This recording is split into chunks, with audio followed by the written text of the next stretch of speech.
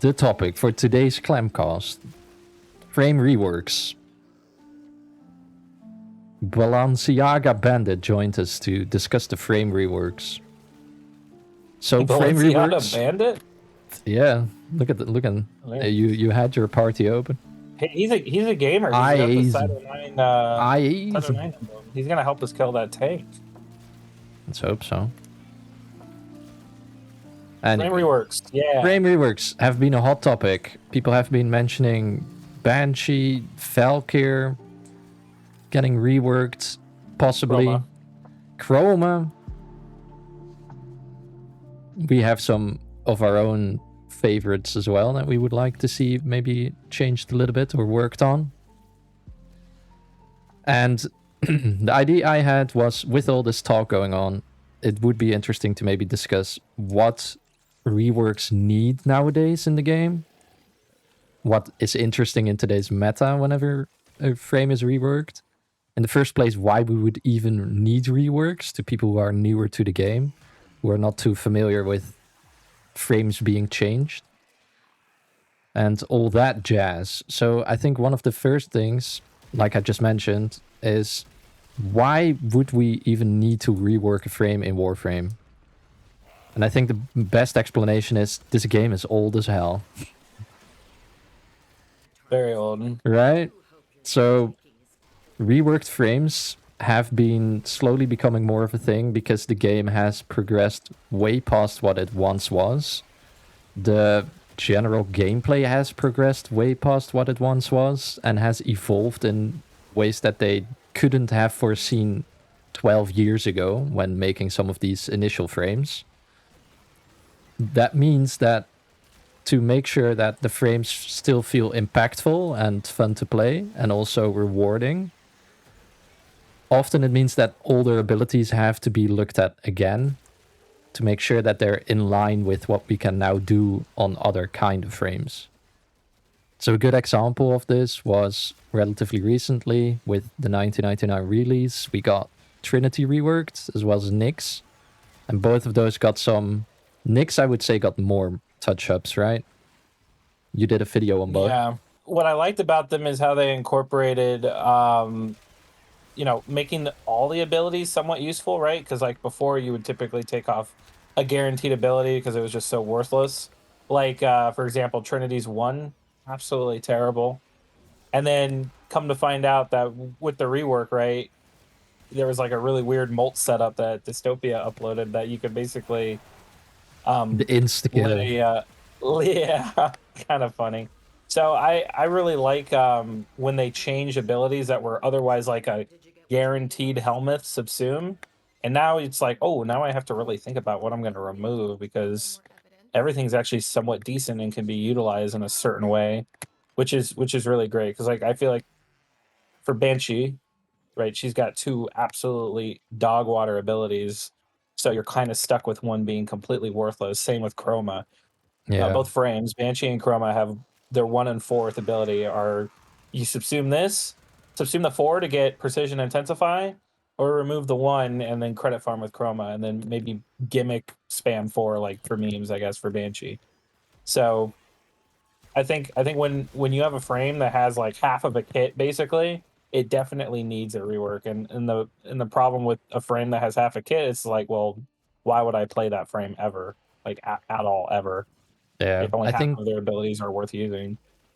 one of the things they've definitely improved, and what I also see in all of those reworks, is that they're trying to find more cohesion, like a better, how do you say, theme for Warframe abilities. Like back in the day, it used to be, we have a cold frame. Okay, so it deals cold damage and does some cold stuff, I guess. But now most of the abilities like synergize together in a way where you don't necessarily want to take something off, which I think is good because it makes you think more about what you are doing when you do Helminth on something like Nourish, right? Like, do I really need it? More or less.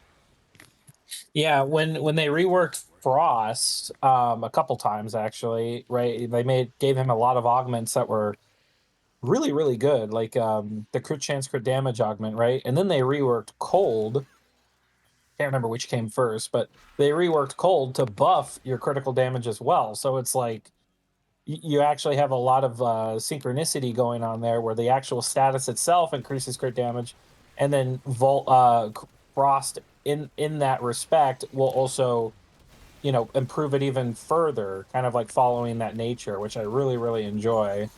And I hope they do that with you know, maybe some other status. Like Ember has like uh an armor strip, and heat can reduce up to 50% armor, you know. So I like when they do that. And then, you know, we have a lot of frames who kind of just have like a kit, and they do things and they don't do things well, basically. Yeah, what I really liked about the Frost rework, which is also one of the favorites I have, is that they managed to make it feel more cohesive. I don't know what the old passive used to be from Frost, but he got I a can tell you what it decent was. passive now. Yeah, go ahead. If he took a melee hit, there was like, I think, a 10% chance for them to be frozen solid. Ah, yeah, see, so that's, yeah. You don't even It want to was take a melee hit in the first place, worthless. so... Yeah, because most enemies will just, you know, activate your shield gate. Yeah, and now So it's it's worthless. enemies with cold stacks give you extra armor, which then helps because armor actually... The amount of armor in the area increases the amount of overguard you get from his fourth ability with the augment. I think that's skills. So it's one of those one of a, multiple examples of how they made with reworks made it so that that synergy is more there within reworked frames as well. Amber is actually also a good example. They both got reworked at the same time, of course, but Yeah, that was a really good update. my god. Do we feel like this Legacite is less tanky now? They fixed his health, right, by 50%, and if you look, you don't have to do 6 anymore. It's only 3. Forum riders win again. Speaking of like synchronicities and you know, statuses and abilities, like Caliban comes to mind too, because right, only his 1 was really like benefiting from void damage, Mm-hmm. as well as like the 2, right, with the weapons. But then they gave him a brand new 3rd ability, and now you can summon sentience that will also buff that void damage, like re initiating the, lack of a better word, like reinitiating the idea of like going all out on void and improving your normal damage types, which I thought was really cool. Plus, he's got that super awesome armor strip on the 4th Yeah, I mean, skill. they added a completely new status effect for him, right? The Tau effect, where you have the enemies that Exactly. float. Let's have Yeah. a quick look at the dock. See what we can go to next. So we've more or less discussed why we would want to rework a frame, but the next thing is, when do we need to rework a frame? So we know why we would like to do it, but when does this occur? When does a frame slip out of the meta? Which is a tough question, but maybe we can dive in and see if we can find an answer to it. I think nowadays the thing that's, I don't know, the biggest crutch in today's Warframe meta is Overguard. Overguard is something that completely changes your gameplay experience, both on enemy side as well as on your own side. Because I'm now playing Dante, I have a bunch of Overguard. I do not have to worry about being knocked over. I do not have to worry about any status effects. I basically don't have to worry about anything because it's even regenerating my Overguard because it's a Dante Overguard. One of the things that really changed is that Overguard meta. So a lot of these older frames that had good crowd control, where Banshee actually comes to mind with Soundquake. Soundquake used to be able to just lock enemies in their spawn room in defense if your tile set was small enough. Now you could just chill there and then wait for Banshee to slowly damage all of the enemies over time and kill them. But nowadays you get something like an ancient spawn that gives all of those enemies overguard and you can't do shit. So I think frames that have these older crowd control abilities are definitely suffering in today's changes after the overguard meta was introduced, more or less. What do you think? When does a frame become outdated in your eyes? It's hard to say because oh dang. I think we can all like universally agree that Valkyrie just doesn't really fit anywhere, and she's been in that state for a really long time. So a really important question is like, when does DE determine a frame should get a rework over, say, another terrible frame? Yeah. And for my opinion, I mean, Valkyrie's been in the game longer than most frames, like almost more than any frame, right? She's one of the OGs, like the first 5, right? First 10, Yeah, something yeah. like that. And then you've got Caliban, who's relatively new in terms of like compared to Valkyrie, right? He's like number 30 or something. And you know, he got so much love. And then you've got Valkyrie, who's arguably pretty not great. She can do very well. You know, she's not useless. But when you think about the love and uh, um, unity that other frames and their kits have with the other abilities and passives and everything, she just doesn't have that at all, right? Like with the melee and Warcry and things like that, we have so many mods now, different ways to just improve our own attack speed in our own ways. Like you don't need or would ever subsume like Warcry unless you're doing a super niche, weird build, right? You would just use Wrathful Advance. Like, why Yeah. would I attack harder or attack faster when I can just deal more damage? So she needs something going on. I think way more than Caliban did at the time.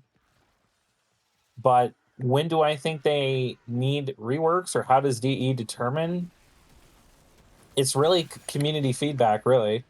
They honestly will obviously look at what people play, what people don't play, and then they'll gauge like, hey, would this make sense in a release structure for this update, like to combine a rework with this update.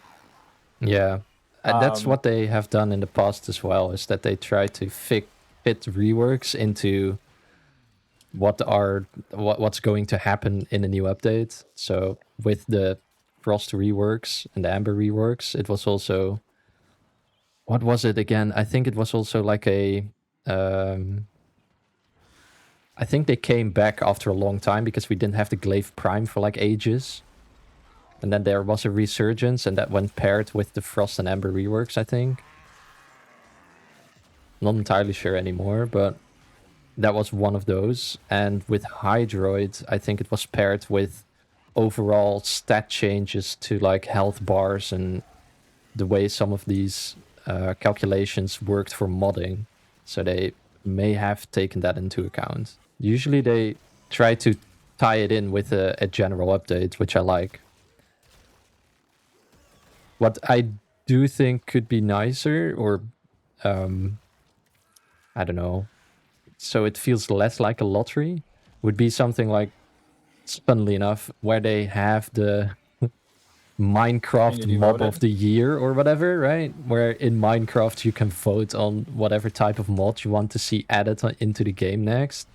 It could be cool if they did something like a poll across just the general player base to I think that's what poll what people want to see. the survey, the survey that we just had, right? Yeah, exactly. But they should, I don't know, maybe they could bring it up in dev streams whenever they talk about reworks. That there's Yeah, actually something it's a they little like. removed. Yeah.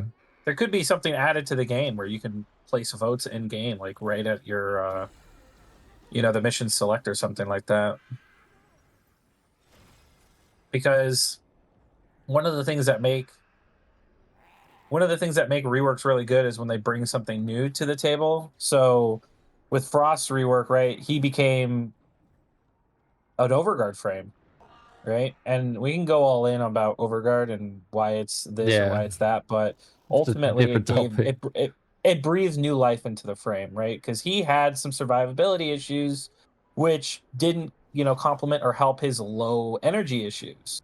So you could spend your time trying to get energy and also survive, and you don't want to stay stationary in your snow globe. You want to be able to move around and collect energy and spam your avalanche and do fun stuff that way.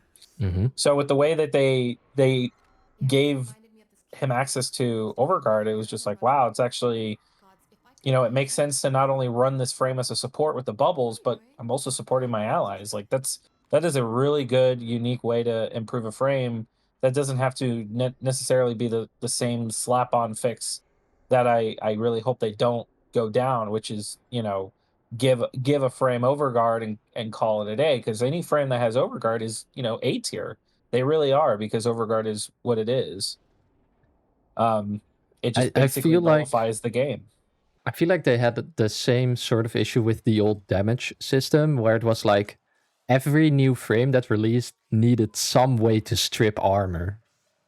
Like whenever they released the Goth and stuff, it was all like around that time. It was all, if a frame doesn't have armor strip, it's bad. And nowadays it's like, if a frame doesn't have overguard, it's bad. Or at least not necessarily bad, but there's a big discrepancy between frames that have access to overguard and the way they play, and then frames that don't have it. But yeah, something like a poll would be nice to actually like engage more on, like feel like we have more of a say, instead of like rambling on in comments that we want Caliban reworked or Oberon reworked or all of these frames that are relatively old and have outdated kits. It feels like a shouting contest at the moment, and I don't necessarily think that's the best way they could handle it. But of course, they have the best view of pick rates and things, because we don't necessarily have too much access to it, except for the yearly review, where we can look at frames and their pick rates, but we don't have, what is it, updated information on that. I think this would be a nice place to also transition into, we have already talked about some of the reworks and what we liked, but do we have ones that stand out for us?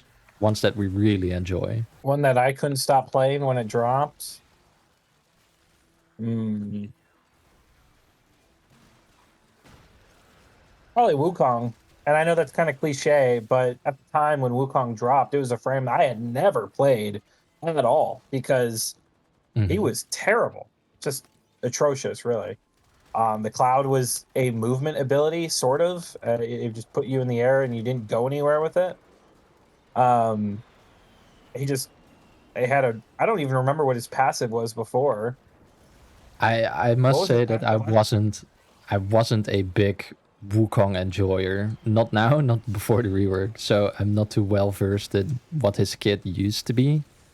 I just know that it was like you had the staff going, the exalted staff, which you could build, and that was pretty much it back in the day before they changed all of the abilities as well. I'm not sure if he even used to have a clone, if that was always the thing. No, that wasn't it. He had Okay. he had his ability to like lunge forward with a pole and like knock enemies over or something like that. It was just bad. I think the passive that he had might have been an ability where you had the different ways to circumvent death, I think. And I think the armor ability that gives you armor was sort of there as well, but got reworked to be one of those meters that I mentioned the other day in the bottom right of your screen where you can keep it up, right? Yeah, I think so. I just have a great memory of when Wukong Prime I think Wukong Prime dropped with the rework, because I think so, yeah. Because it was like, oh my god, if you were playing, I think everybody was playing Warframe, because I have a friend who I play Warframe with, Energy Mon. So some people who watch my content have seen him in the background before or heard him. When Wukong Prime dropped, we literally only played Warframe for like hours and hours and hours straight. We farmed and got so many Wukong Prime sets. We made 10,000 platinum in that weekend alone, just selling the sets, because of how popular that frame became overnight, an overnight sensation, right? The Wukong first skill, incredible. They nerfed it. His new movement ability, unbelievable. They nerfed it. Yeah. The armor, right? It's okay. It's maybe something you could remove. The fourth ability, incredible. They nerfed it. Melee influence came back. It's back on the menu, boys, right? Yeah. But at the time, it was the only thing you saw people play because like it just worked everywhere. He worked everywhere. Rescue, sabotage, spy missions. Good God, like the best spy mission frame in the game, and everybody obviously Still, struggles with spy. still. Still is, you know. You just fly through lasers, get in, get out. You treat it like a rescue. It's actually unbelievable. And then he's super tanky. He's got a passive that gives him 3 lives, and they come with buffs. I mean, it was just 11 out of 10 rework. And I mean, they hit it out of the park. I had so much fun playing with him, and everybody was playing the game, and the trade market was going off the rails. People buying, selling, trading. I mean, that was like probably the best weekend of Warframe in memory. Was just a simple Prime Access and a rework. It wasn't even a big update because there was already so much content in the game. And how much power does a rework have? Well, it depends on how good it is, because it can really get a lot of people re-involved in the game because it's giving you a new way to play it I guess versus the just like maybe a new mission type. I guess the big part about Wukong feeling really good is also that I think it didn't happen too long after relics were changed to like be the way they are Yes. now. So all Yeah. of the It was meta just shifted towards speed running relics, which is Wukong's a forte, recipe for right? success. Oh my Yeah. god, dude. It was just everything in Warframe was firing on all cylinders. So yeah, for me, I know Wukong was like, and then you saw, right? The following year, he had a pick rate of over 10%, like 10.49% across all MRs. And to put that into perspective, every other frame was like a percent or less. When you keep that in mind across, I think at the time two legendary ranks, right? From 0 to 2, legendary 2. That's insane. Like I said, everybody and their mother was playing Wukong when that dropped. So I just don't think any other rework has generated that kind of buzz.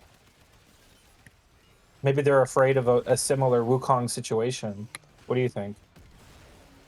I think that's why they are more hesitant nowadays about doing reworks, is because Wukong went so crazy and the pick rate went that insane.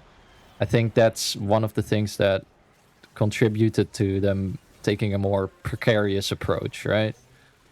But for me, if I would have to choose, the rework that stood out to me most was probably the Hydroid rework, because of just the sheer amount of stuff they changed about that frame and the way it played, which was crazy to me. Because before, people who are old will remember, or well, old, I think they reworked Hydroid in like 2022, maybe 2023, so it's about 2 years ago now.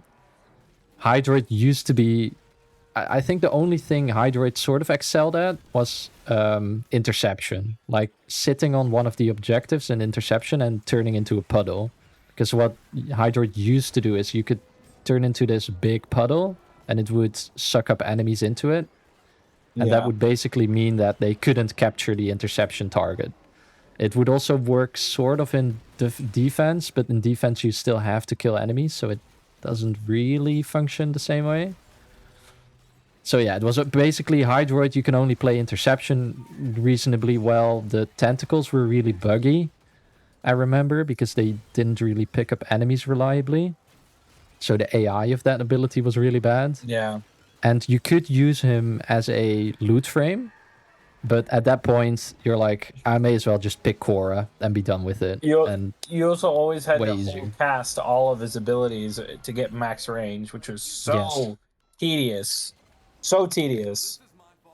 Because before, right now, it's just you're at max range no matter what. But before, if you wanted to cast his 1 or his 4, you had to hold it down and let the range Yeah, it would grow, width right? would grow to Yeah, I max remember. every time you wanted to cast it at max range.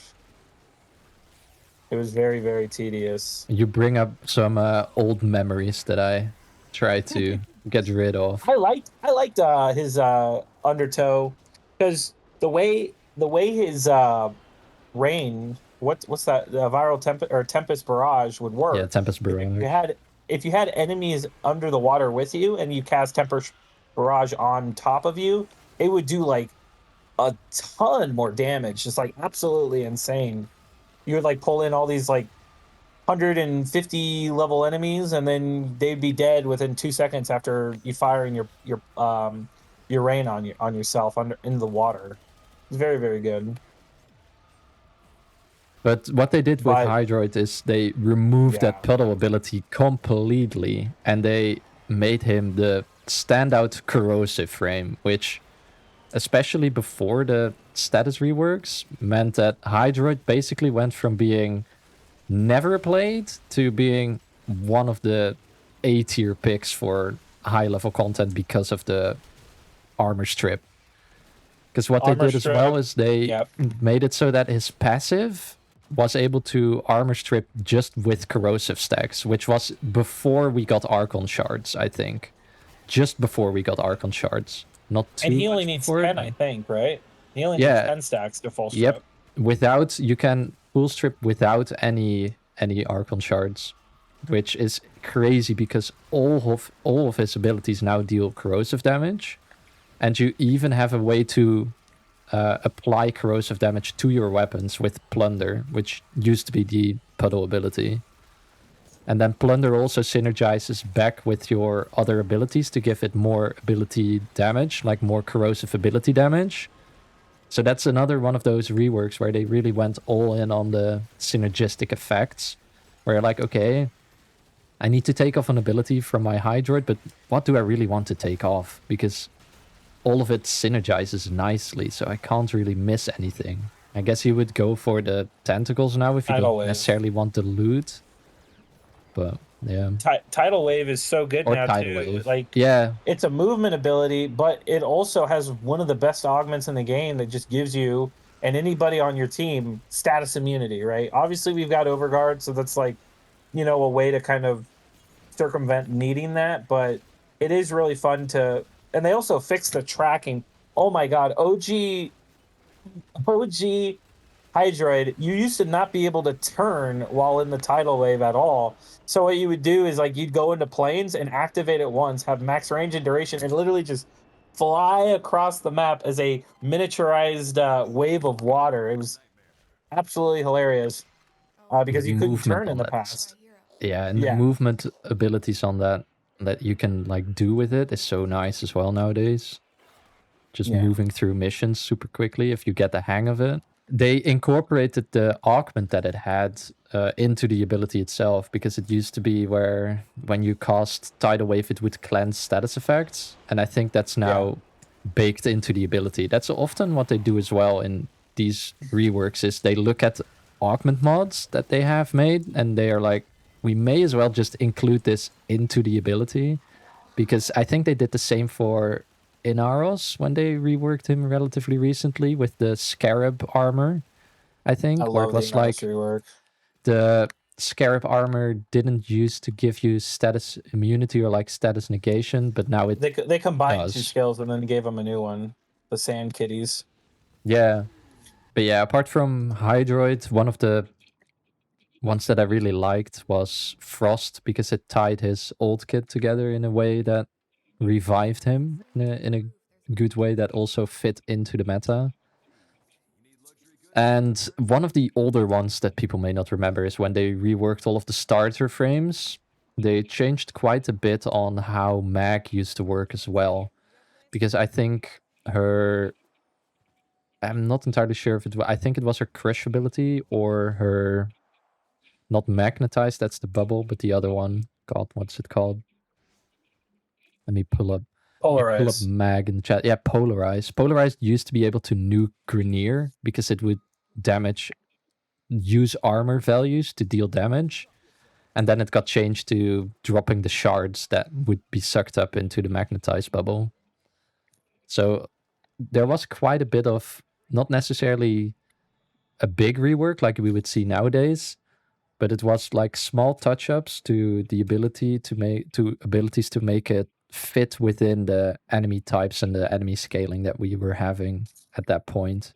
Because they also reworked, I think it was the same rework where they did Excalibur's blade, they made it a separate weapon that you could mod. And Volt, I think, got the least amount of work because, I don't know, Volt is one of those frames that's just always been good, and decent at everything. So Where were we? we were at going into discussing which of the frames would be on our list to rework. And we mentioned a couple of them really? already, but maybe we can pick like the 3 we listed in the document and then go in depth on what we would change, like what we could see the abilities do differently or something.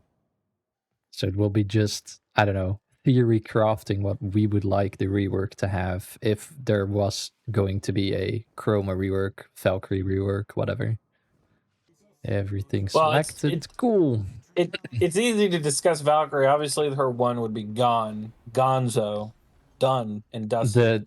The one would be replaced just like with the puddle on Hydroid, honestly. It would be something brand new, something awesome. I think for Warcry, or I don't even remember what her second ability is. I honestly Which one think is that? Warcry is fine. It's Hysteria. That's kind of like, it's a debuff that you apply in a small cone area, I think.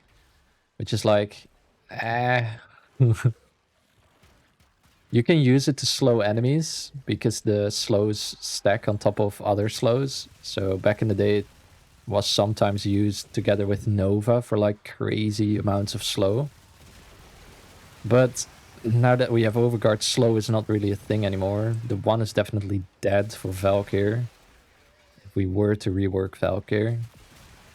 I think they should incorporate some base crit into her kit. Yes. Like buffing crit. It's something more along the lines of what Warcry is doing with the attack speed. Like if it's enraged attack speed sort of thing, they could lean more into that. And possibly they could, again, merge the effect of not necessarily one-to-one, but the effect of the augment Eternal Warcry, where if you get melee kills, the duration is lengthened by a certain duration. What they could do is incorporate that, but then, for instance, make it, I don't know,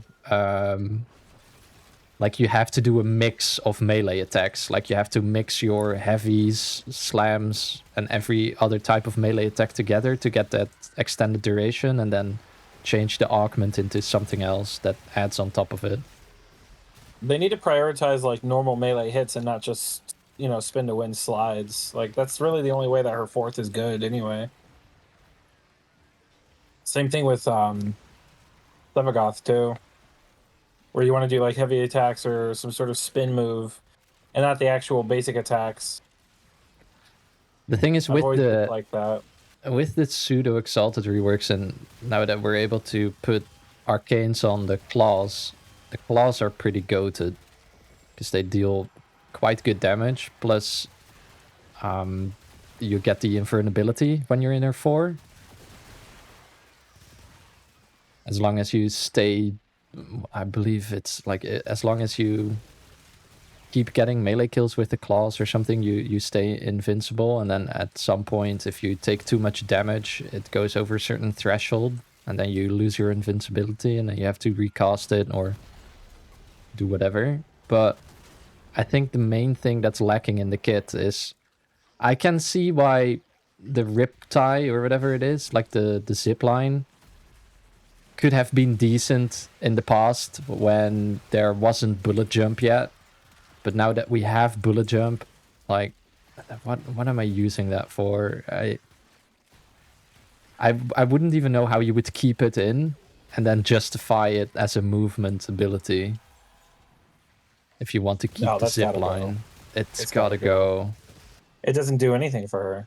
It's also the only thing that's like actually factually bad on that frame. Like Hysteria, you can armor strip, so it's like it has some kind of somewhat useful. Warcry is nice for the attack speed, especially with Eternal War, and it synergizes nicely with the claws. So I don't know. The thing is, if you would give her another melee focused buff on the one, you would have Warcry to compete with within the same kit. So maybe we can think about how we could get cohesion in there if it's melee centric. How would we get cohesion into Valkyrie? Like we have cohesion, or like how they introduced cohesion into Hydroid with corrosive as the main theme. Well, we can look at like some other melee frames, like Calervo. Baruch, no, Baruch, Atlas. Like, what did they do right that Valkyrie does wrong? What does Atlas do right? Ooh, I guess it's the rebel mechanic that ties into the actual exalted weapon. Right. You get enough rubble, it doesn't cost any energy to cast. Yeah. She's invulnerable, so she can't really get overguard. She can't really get health. She can't really get armor, even though she gets a little bit. She's actually quite tanky. She has a lot of armor. Yeah. I don't know if that's just lore wise, right? But ultimately, I feel like they can go in a lot of directions. Maybe, I mean, Valkyrie is like what, one of many, right? That was experimented on. Wasn't there multiple versions of Valkyrie, right? What if she did like summons or something? Yeah, I'm not sure. All the failed experiments on Valkyrie. That'd be kind of cool. Not many frames in the game have summons, like Necros, Caliban. She's also Corpus themed, right? So maybe you could look towards Corpus. Like if you, let's say you're in your Hysteria and you have your claws, if you kill robotic enemies, you get some kind of like added benefit. Like you take on the parts or whatever. I don't know. Like you start dealing electricity damage or something. I don't know. Something along those lines could be an option. I think she could have, I don't know, what's her passive right now? I already have an idea for it. Oh, I'm not entirely sure. I think she should, I think they should change the name of Hysteria to something else and make her passive Hysteria, where enemies in your vicinity, right? You know, affinity range or whatever, just slowly Get have slowed. their energy. They're slowed, or their energy and armor are just reduced to 0 over time. It could get, yeah, it could be turned into like a channeled ability instead. You could also do something like a fear theme. If it's along the lines of like she gives, well, she goes hysterical, and that, I don't know, puts fear into your enemies. You could go along the lines of if you encounter a bunch of enemies, it gives you something like a passive attack speed increase, which would mean that you would have to change how Warcry works.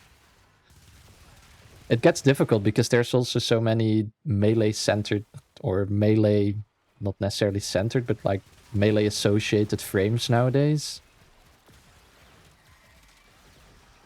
Because in a sense, you have to compete with frames like Baruch, frames like Excalibur, something like Calervo in a sense as well. It's like, yeah, it's difficult because it's, I wouldn't say saturated market. So definitely first has to go. Needs more cohesion, maybe around something like melees. They should different just melees. combine her 2 and her 3 together. Combine her 2 and her 3 together and create 2 new abilities for her. Because her kit is just not it. Like, one of the great things about a lot of these frames, they have ways to, you know, because here's what she has, right? She's got a tool that lets her like close the gap, rip line. It's just terrible. She gives herself melee attack speed, and then the other one is like a stun, right? Mm-hmm. She can kind of spam that. It just doesn't make any sense. It's just like you said, right? The thing that you know when a Warframe needs a rework is how old is it? Like, Valkyrie hasn't seen a change since like in like what, 6 years? Probably, yeah, maybe even longer. If there would have been a change, I would have probably expected that the zipline ability got removed anyway, like way before. Because I think that's still, like I said, a relic from before we had bullet jumps in the game, which is now one of the unmissable core mechanics of the game. It's it's actually hilarious you bring that up because like you're right. Like Valkyrie's older than bullet jumps themselves. How has that gone under their radar? Unbelievable. I If mean, you it's look nice to have a free subsume, you know, it's nice, but ultimately, right, the goal is to not have to subsume something. exactly, you want a complete kit. Yeah, I don't have many more ideas come into mind. So maybe we move on to another big contender for rework, which people in the community have been talking about a lot as well, Chroma. More so than Valkyrie, ironically, because I feel like Chroma is still super solid. Like you can make his Yeah, fourth work, and he recently got some hot fixes and a new augment that was like, oh, this is great, right? So Chroma is in a much better spot than Valkyrie, but he still has a lot of problems still. If you want to, you know, talk about them. not necessarily. Yeah, I guess we could dissect it from there. Like, what is currently wrong, or not necessarily wrong, but what is Chroma lacking instead, like compared to other frames? You go ahead. It's not even the cohesion. I think like the cohesion is somewhat I there. I think the cohesion is the problem. Yeah, So one of the things I hate about Chroma is the only way to make his 2 and 3 work is if you go all in on strength, sacrificing your efficiency. And unfortunately, effigy has like an energy drain, and it just makes it impossible to use that skill yes, um, at all. That's what I hate most about like how you build him, because his second and third are fantastic, and his third is okay. Like it's okay, but normally you wouldn't cast it anyway, but you really can't cast it because of how you have to build the second and third. Like you literally cannot afford to use it because Chroma is actually very mod heavy. You need all the strength and you need all the duration. And then if you want to incorporate range and energy and all that, like you got to try and fit that in too. There's just no way to make the fourth really work unless you're, you know, doing a niche setup, which you and I have done in the past, where you quickly cast it only for the credit boost, and then you know that's all it's good for. Is it? It's a credit boost. He yeah. might his fourth ability might as well be a credit booster. You know, add on to your account. It's just kind of ridiculous. But what do you? So why do you think it's not a synergy issue? Because there is the synergy of the different elemental types. I think that's the cohesive aspect Yeah. of Chroma right now, is that you have those different elemental buffs that you can get. Like you have the toxin wards, you have the health one that increases your health with fire damage, and then you have the cold that gives you a load of armor, like ice skin basically. And then you have the electricity that gives you a field that stuns enemies and gets you, I believe it's still quicker reloads. But there's like a load of different buffs, and then you use the first ability to cycle through everything. So it's sort of there, but the problem is that, for instance, with Jade, right? You have a load of different buffs as well. What I think they should do is the way that you can swap abilities on Jade by tap casting and then hold casting the ability to actually use it. What the hell is happening? It's my pretty guy much is my guy is spamming. No. You're He's like, getting in I it. think my computer's crashing. I was like, what's going on here? I was getting a seizure from all of the snow globes being spammed. Even the revenant here was like stopped what he was doing and looked at me. Okay, go Yeah, on. back to the spectral scream. I think it should be incorporated straight in the toxin ward ability, like his second. You should be able to just swap those buffs by tap casting or hold casting, and then that gives them the opportunity to, I don't know, change the one into something more interesting. Like it could still be something like you scream your element of choice over enemies, but I don't know, buff it, make it better, give it certain debuffs, make it a bigger range, maybe make it, I don't know, not necessarily moddable, but like give it some scaling that it doesn't have at the moment, because at the moment it just functions as a way to swap your elements around if you don't, if you want to do that during the mission. Like most people usually subsume over the one and then they just choose the cold, and then they go for a bunch of armor, and that's it, which is totally valid.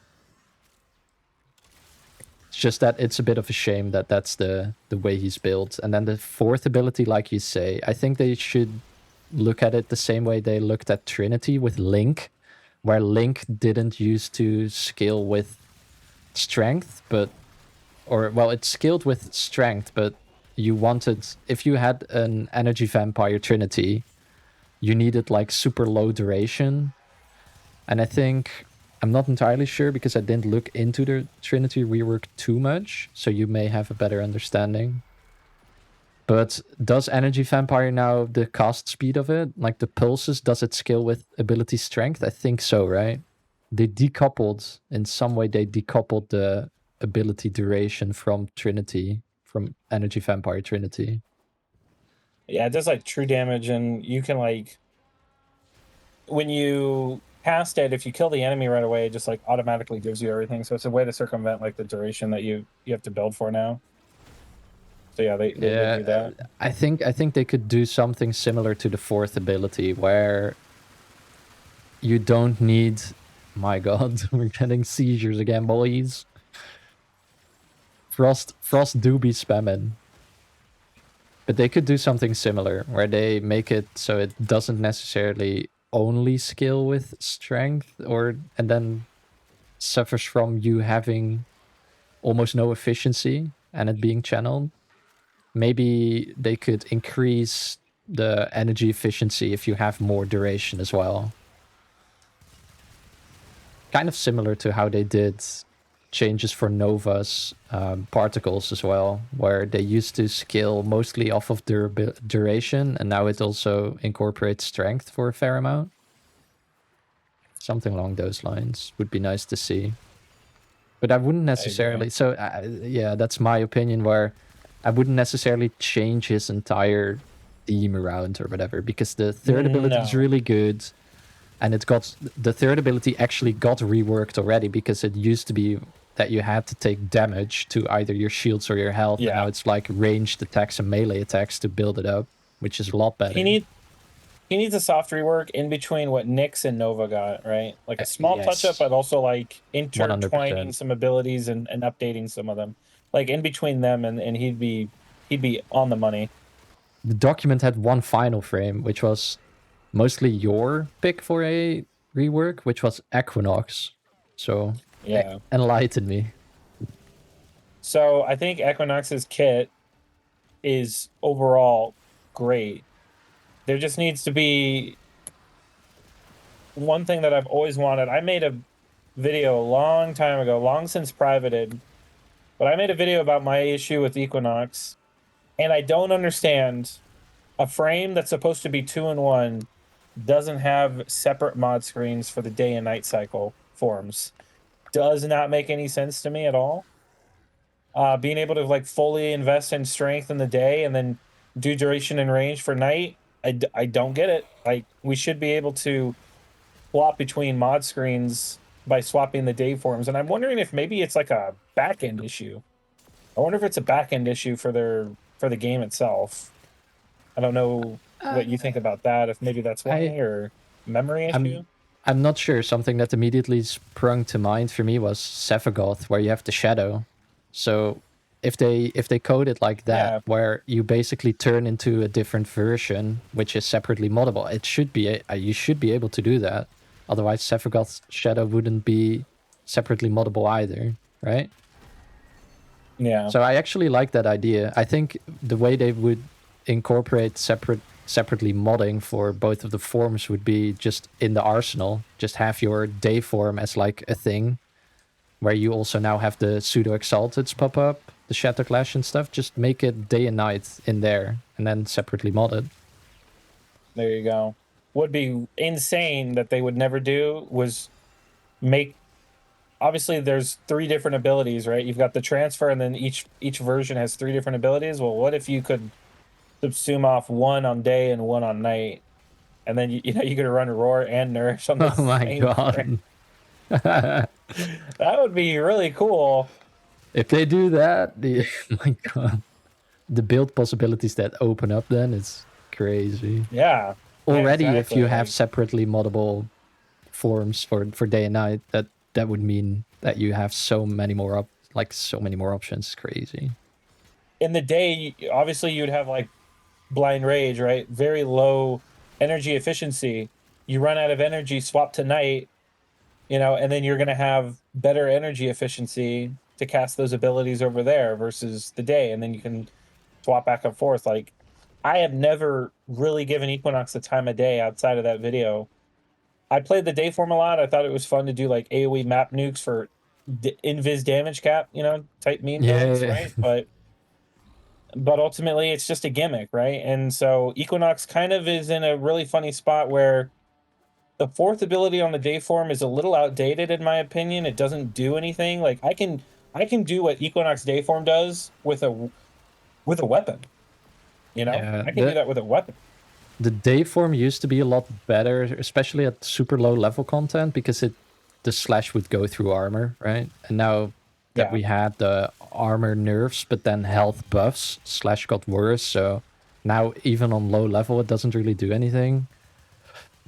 Plus, it feels, I don't know, if you are using that ability to nuke, you are using your weapon anyway. At that point, it's like, why not slap on a Kuva Brahma and just call it a day? Have AoE done. Or use melee influence, have AoE damage done. It's requiring you to get kills in the first place is just a bit eh. The build that I did like a lot, which was really old, back when covert lethality used to one-shot everything regardless of level, was a build where you would not necessarily build for range, or not build for strength as much, but build for a lot of range. And then you would go into night form, sleep some dudes, then go back into day form, they would still be sleeping. Then you could finish them with covert lethality, so it would scale up to whatever level, and then you immediately got a bunch of damage to nuke with. Like, back in the day, that was a good build, but it's just, it doesn't function the same anymore anyway, but... What was I saying? Yeah, so with Equinox, right? And the day form is got its problems, right? The night form, while okay and good, right, for the most part, I don't like the fact that it's just a sleep gimmick for, affinity farms. Yeah. I don't like that at all. It's just lazy, lame way to play frame. The night form is like the definition of niche. And the night form, the slow effect that it has is also eh. Plus, it just... Yeah. If I want power strength increases nowadays, I would just pick Jade anyway, instead of like the augment mod for the one for extra ability strength. I'm like... So yeah, she doesn't... The niche that Equinox did fit sort of got taken over here and there by Jade, which means that it's like, Yeah. if you're competing with Jade, who is way better, is more easily accessible, easily modded as well because of the And 2 aura mods. yeah. Yeah, It's like, exactly. why would I pick You Equinox can't over beat Jade? that. Yeah, Jade has got 2 aura slots. It makes her one of the most affordable frames to play. Like, you don't even have to form her that much. And she can fly, right? That too, So yeah. that's going to be really appealing to an average player. Oh, I can fly? Hell yeah! And you have a slow Like that also armor strips, or defense strips even, right? yeah. Chroma and Valkyrie and Banshee and all them, they're kind of obvious choices because they are just like in the spotlight bad, whereas Equinox somewhat forgotten. Another relatively spotlight option for reworks is Oberon. With Oberon, I feel like the issue is that it's based a lot on health, and health has not been meta since forever now. So I do understand that the theme is apparently healing and being like the forced paladin and stuff like that. But I think they should lean more into the forced paladin thing instead of the healing and the phoenix renewal and things like that. I think the way they could approach Oberon is more as a, funnily enough, that's something that came to mind, like a summoner frame, where you summon forced spirits or whatever. That would be cool. Like little tree men running around. Yeah, something along those lines, or like you can convert enemies into overgrown enemies or something like that. Like lean more into the forest theme of Oberon, like the I can get forest behind that. protector theme, because that makes it more interesting to me than just, oh yeah, you can heal, you have a nuke that doesn't really scale very well because radiation damage is now super bad. That's the other thing. Like, it's all themed about radiation, even though it's a forced kind of frame. I'm like, I don't know. Should Oberon get his own status type? Could be interesting, but it would convolute everything quite a bit. And if it's only Oberon that has access to it, I don't know. If you go down the road of the Force Protector thing and still wanting to have healing, you could do something like the more forested enemies or overgrown enemies you have made, the higher your passive healing gets or something, if you incorporate it with a passive that scales off of overgrown enemies or something along those lines. And like you said, I think one of the abilities on him that's relatively is hollowed ground, I think, right? That you can spam around, that creates patches that give enemies radiation damage. It's got the You cast could- spam issue. Yeah. I don't like it. Like with Hydroid, right? His problem was you had to like hold cast for max range. Well, that's no different than Oberon, right? I may not be holding it, but I'm casting it over and over again. It's fucking annoying. They might have to release something like an augment mod for it, so it would be cool if it's like a passive range around your frame that's hollowed. That would be cool. Yeah. And maybe it helps converting enemies to overgrown enemies fast or something along those lines.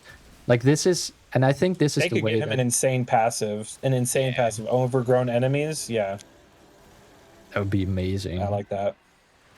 Like turn him into a paladin druid type thing. Yeah. We don't really have a druid frame. I guess Oberon, like you said, is the closest thing to it. Imagine if you turned into like a giant tree man, like Groot from. Oh no, we're not doing the 60. You don't want him to be. I don't know why I'm going there. Oh no, I want him to like, instead of like doing his current. Oh, I'm going the wrong way too. His current like lift enemies up, slam them down, armor strip, lame ball, excuse of a fourth skill. Let him kind of like Atlas's rumblers, right? Where you get that augment, you turn into a rumbler. Like let yourself turn into a forest tree man, and you just get like a new. Yeah, that'd be sick. That'd be sick. I'd play the hell out of that. Or like become overgrown, yeah, and then you get all kinds of extra stuff that you can build up to buff yourself. That would be crazy. Yeah, I like the way my brain went with the forest theme when I was thinking about it before recording. They could lean into that. D, if you're listeing, take notes. No. Yeah, No, honestly, like that would be so cool. I mean, it could be on the level of who got the most like rapid rework? I guess like Wukong, right? I mean, it could be on the level of Wukong where people are dying to like play Warframe in a different way that's not shield gate or overguard based, right? And having a frame that actually can utilize health in a respectable manner, like Nidus in a certain way, like that would be so awesome. You know, give people a reason to like actually build for health nowadays. I mean, you've got arcane blessing, and that's a great arcane, and I use it all the time. But like, health just does not last in any form of difficulty. Like, look what we have to do to fight this. We have to use Overguard, or we will die. We will die. Having Oberon kind of like actually no, you know what I mean? That would be really cool if he could just buff allies, control enemies, give health, apply buffs. Because he kind of has that going on, like with his third skill. Mm-hmm. And then Smite is just one of those I mean, technically they have to keep smite, right? Otherwise, who's gonna have the Radiation smite infusion? augment, yeah. I don't know. You could still keep smite, but then change it in a way where it's like, I don't know, overgrown allies deal radiation damage, something along those lines. I don't know. Yeah, I was thinking if you went with something along the lines of the rubble mechanic for the fourth ability and you turn into an overgrown man, you could also incorporate a load of damage reduction that you could build up, because I might that's go down pretty here. much the only way that you can increase your survivability if you're really health tanking, is like building for a bunch of damage reduction as well as armor. Oberon has decent armor though at the moment, I think. I made a video about Oberon a long time ago that actually did quite well. I subsumed Garuda's The subsume onto blood, him. Yeah. And so yeah, you had actually tons works of quite health nice. regen, tons of health regen, radiation CC, and then I combined it with Sancti Magistar, and it was really fun. Like I felt like a paladin, right? You go with a mace, gives you health. You could create a healing aura spot. I mean, this is like directly out of Diablo. Or what was it? Which one had a paladin in it? Was it Diablo 2 or 3? It was 3, right? I think 3 had one. Yeah, so like it felt like directly out of Diablo 3, to where you kind of get those paladin effects where you create you put down like a flag or some shit, and then it's healing you and buffing you, giving you armor, etc. Like it felt really fun, and but I had to put Garuda's ability on there. Like, why would you ever put Garuda's ability on there? But it felt good. It felt really cool. Like that's what the helmet system is for, to create fun, unique builds to just have fun with. But ultimately, Oberon, like Valkyrie, is a thing of the past. Oberon is also quite old, and there are just a lot of things about his kit that need to be brought to the modern age. Um, Considering what game he's in. He's in a game that isn't in 2014, 2017 anymore. We're way beyond that, you know? Mm-hmm. So I think frames that absolutely need it, Valkyrie and Chroma, because they deserve it, right? Those are community driven ones. And then I think the next one would be for the best would be probably Oberon, and then Equinox somewhere in there, hopefully. And then, yeah, the final one on the list that I can think of is, as we discussed shortly, is Zephyr, right? Banshee. Oh, Banshee. Zephyr. Okay. So yeah, You brought up Zephyr. Zephyr. I brought Zephyr up for rework, not because the kit is bad or doesn't function anymore or whatever. The like doing Lack of the in-depth communication. guides is that the abilities are just too convoluted. They need to look into how to accurately communicate what all of the abilities do on that frame, or just change the way it works. Because I can also see that once that tornado video is gonna drop somewhere soon, when I muster up the courage to actually finish it, it will highlight a lot of things that show you that Tornado is an insane ability, and that every update, it basically gets crazier and crazier, and it's really hard to balance. And it's not Because communicated exactly how it works. Like there's so not many at all. nuanced and secret, unique ways to combine it with things that just are not hinted at or even mentioned whatsoever Yep, at and all. almost every time they introduce some kind of new mechanic, tornadoes is what breaks the game and does all kinds of weird stuff. It used to be the damage attenuation bypass. Now it's like on-kill effects being duplicated and things like that. Like if you use the Okina Incarnon and you get a kill and you spawn daggers, if those daggers fly back, or if you hit a tornado with a melee attack or a flying dagger, the tornado basically inherits the on-kill effect of the Okina. So it turns into a roaming around Okina. So any enemy that dies from damage through the tornado then creates more daggers for you. Or if you have a dual ichor, it will create more toxin pools everywhere. So things like those sort of interactions, which got added with the Incarnon update and the circuit and stuff with Deviri, if they add more of those kind of mechanics, it just piles on top and it becomes this problem that they can never fix. Yeah, So exactly.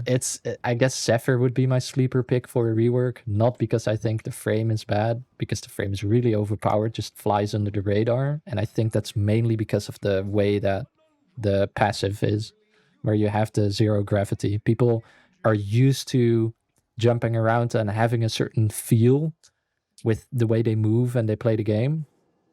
So the moment you have like these floaty bullet jumps, it feels off. The thing is, the moment you get used to it, it's like it's I would almost argue it's better than having regular gravity, because you are aim gliding way further, way longer. You have way more. It's way easier to stay in the air, which also people may not know is the moment you are aim gliding, enemies actually, it becomes harder for enemies to hit you. So if you are aim gliding around, you have added survivability on top of your shield gates, on top of your overguard, on top of your damage resist, everything. So Zephyr is in that sense like an ultimate frame for being in the air, and it fits the theme well. It's just that Tornadoes is a too convoluted ability and needs more communication on how it works, or just a complete restructure of the ability. Because the damage, I don't know, replication is just off the charts.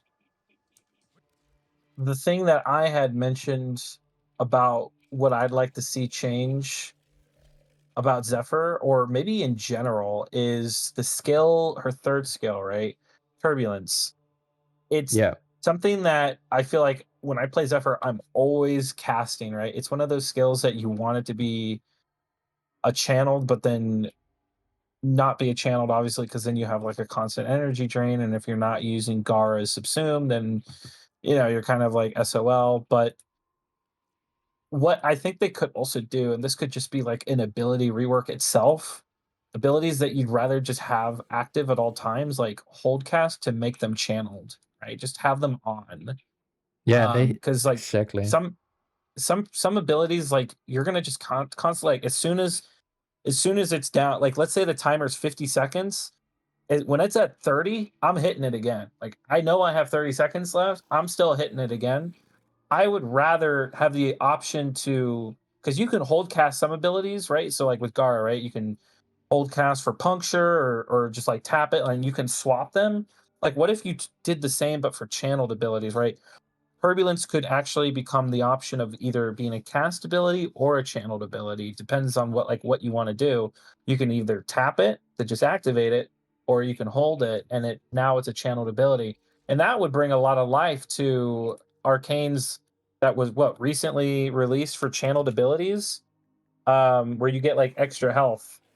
uh Arcane Intention. It's like the other health arcane that you literally have never seen in any build ever, because there aren't enough channeled abilities to make this thing worth it. So Mhm. obviously at rank 10 you get 250 per channeled ability. Well, what if, you had certain frames that you could have, you have turbulence, you could subsume one thing, but then you could have like another, and then now you can actually utilize this like 750. Like that's a good chunk, right? Yeah. um but I think that would be kind of cool for them to do like a pseudo ability rework and allow you to toggle between active and channeled for certain abilities. Not everything, obviously. That wouldn't work for a lot of kits. But like roar, you could make that as just a constant buff that you don't have to constantly recast. Like the only reason why you'd ever want to recast roar is if you're running piercing roar. Like why not just allow yourself to make that a active constant channeled ability, and so that when enemies or teammates walk into you, boom, they've got the buff and they can leave. You don't have to hold on, guys. My roar is on a 20-second cooldown here. I can recast it then. Fuck that. Yeah. Just let I people want have it as channeled. 100% agree with this. And there's actually so many examples, like if you begin to think about it, where abilities that have these uncastable recasts could use something like a channeled function. Because that's the problem with Turbulence as well, is you cast it and then you cannot recast it until it has ran out. which Roar exactly suffers from the same problem. And that's super annoying because I would like to keep it up 100% of the time because it's Zephyr's main tool for survivability. The moment it runs out, I know I'm super vulnerable, especially on higher levels where you get one shot. So definitely agree with that. And the funniest part about that is that the only ability, there is an ability that has this mechanic. It is in the game. And that's for Zephyr's first ability, where you can either tap it to go quick across a room, or you can hold it and then you can hover, and it turns into a channeled ability. But then it doesn't actually count as one, which is where a single bug for only Zephyr, because I haven't been able to find any other ability that has this hold cast channeled ability mechanic, is if you use Arcane Steadfast and you proc it while hold casting and turning it into a channeled ability, your Arcane Steadfast will be active for that ability for the entire game. So you will have 0 energy cost on it. So D, if you're still listening, that's something you will have to fix and look into. For the people that are still listening to the pod, take this free knowledge and apply to Zephyr target fixation builds to also circumvent the need for you to be in the air for you to keep the buff. Because apparently, if you trigger Arcane Steadfast while hold casting it, you can go back on the ground and you can recast your first ability with 0 energy cost for the entire game, and you will not run out of the buff. I think of like abilities like shock, smite, freeze, and fireball, right? You could turn those into just active channeled, right? Like, is DE really gonna pipe up about the energy cost that you're getting away with by not casting it over and over again? When I'm running shock and the shock tempest augment mod on my Volt so I can get electricity on my weapons, I don't care about the energy cost. I hate the fact that I have to recast the damn thing all the time. Let an ability like that be channeled, right? Now I have electricity or insert element on my weapons and my allies while within the range, right? It's just always on. I don't have to ever think about casting that ability again. I load into the mission, boom, I've activated it, I'm done. I don't ever have to touch that button for the rest of the game. I guess That would feel awesome. What would also need to change, and what would be a very nice quality of life in that case, is the only problem you would run into is, let's say, throughout the mission, your ability strength increases from something like Molt Augmented. You would still have to unchannel cast and then channel cast it again, which is a bit annoying. So if they are going to go down that route, may as well just make it so that abilities and their buffs actually scale after casting. If it is a channeled ability, just make it scale with the... Because Equinox, for instance, would profit from that too. If you would be able to... Because Equinox has a lot of channeled stuff. If you would cast your... I believe it's the third. If you cast the third ability, which is channeled, and you get some kills with Molt Augmented on your frame, just make it so that it's actively increasing. I don't want to recast that to, I don't know, like snapshot the buff. It would kill snapshot builds, like builds where you... It's optional. It's not something you have to use. But... It's optional. It's optional. Yeah, it wouldn't be enforced. I mean, you have some kind of builds where you, for instance, build for super long duration, like Zaku could suffer from it a little bit, but then again, it would be quality of life because you don't have to pay as much attention to when all of your buffs are up. You may as well just get your buffs up, your damage goes up, right? Because now if you want to get maximum damage on your Grasp of Logue, you need to do your Void Slings, you need to do your Grimoire Bubble, you need to time it with whatever, like an ability strength buff from your relic. All of that needs to coincide, and then you cast it once and then you have it for a long time. Why not just make it actively scale with whatever ability strength you have? I think a lot of frames could benefit from that. Also something like Kome. Well, in my mind, right, if let's say they do Roar, it's like, well, how would they, like, enforce the energy cost of casting roar, right? I would just say, let's say your roar has a 50-second duration. Well, even though the ability is channeled, the game still keeps track of that duration time. And even Mhm. though it's channeled, like every 50 seconds, you could just lose 50 energy. But at least it's active, and you don't have to just constantly look down, look away from the action, look down at my ability bar. Okay, I have 20 seconds left. I gotta get ready to, cast it again or some shit. That would just be, I think, a really simple, but like probably the best quality of life nobody's ever talked about, like Yes, ever. I've never heard this being brought up, and it's actually a really good discussion to have. Yeah, that's I literally thought of it while we were just sitting here yeah, no, because it's I was it's a thinking about really how good much point. I had to cast my abilities as Frost. Like I was like, holy shit, I'm casting so many abilities. Like, what if we didn't have to do this? It would also be massive for mobile, and they are pivoting Exactly. a lot to mobile. So Oh my god. D, Okay, listen to us. This is Casey, some good shit. snip We are snip cooking. this up and snip this up and send it to me. I'm sending this to Zach. We're I'm sending cooking. I'm like, please deliver this to Pablo at your earliest convenience. Thank you. Yeah, we are cooking right now, honestly. If you're still Just watching, at him let on us know what you Twitter. think. Yeah. Were we supposed to? Oh yeah, we're still finding the room. Okay. Yeah, that would be really nice. There's so many frames that could benefit from that. Just And any future ability frames. scaling. Yeah, ability scaling while in the mission and having some abilities being tapped to hold cast. I mean, you hit the nail on the head. It would be perfect for mobile. Absolutely perfect for mobile. And anything that benefits mobile, I feel like DE's ears would perk. Yeah, because get that 10-cent bag. Yeah. I think on that good discussion about the abilities, I guess we could end it here because we have some Yeah. extra discussions from before as well, before the technical mishap. Yeah. Can, Apologies for that. that can always We happen. we It's no we problem. still need to do do the giveaway here. Yes, exactly. Okay, we only got 25 comments, so the chance of Big winning is pretty damn chances. high. Yeah. All right, well, hold on, I gotta not die away from my team. Oh shit! I'm dead. Okay, well, Oop. here I put a waypoint. Here, I'll pick the winner here. Drum roll, please. It is Ervel R. I'm gonna butcher. I'm not gonna say anything. I'll It's just put the picture up on screen. Arv Arvelo Relano 335. Or Valorano. Yeah. Congratulations.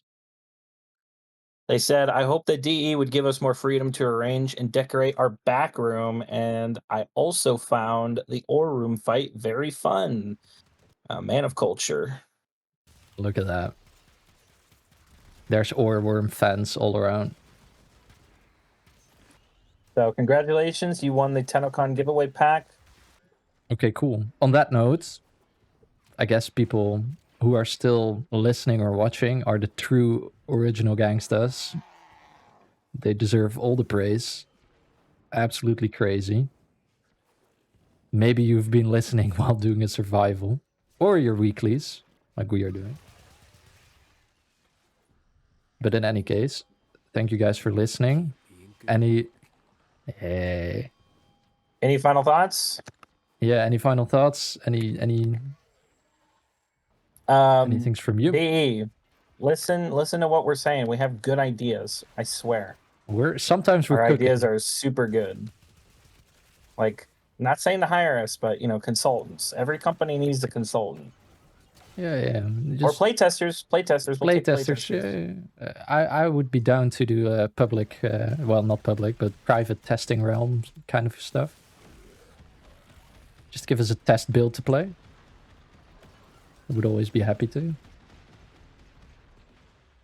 Yeah, so Cool. thanks again for watching, guys. I hope you enjoyed, and we'll see you in the next episode See you on in next about 2 time. weeks.